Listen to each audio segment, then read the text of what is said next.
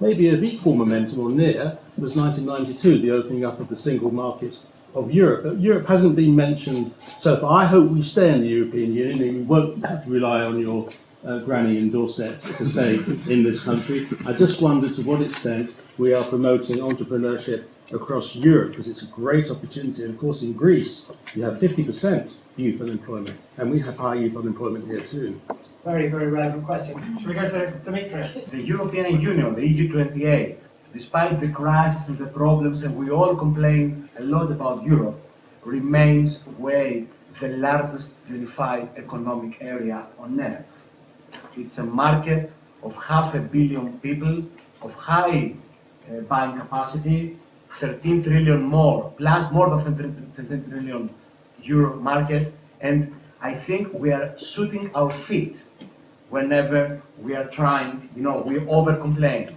Are there problems? Of course there are problems. Are there significant problems? Of course there are significant problems. But it's up to us, citizens, it's up to the civic society. Entrepreneurs must be the champions of the civic society to speak with a loud and clear voice for a better Europe, a better and more entrepreneurial Europe. It seems to me that the business case for Europe is so powerful, and you just articulated that, and that really has to be hammered home.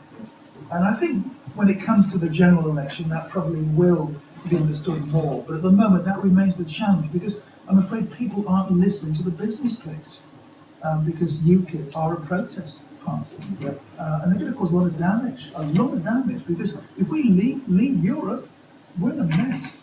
And also it's very difficult to come back from it. Once we're out, go back in. So Exactly. Just won't happen.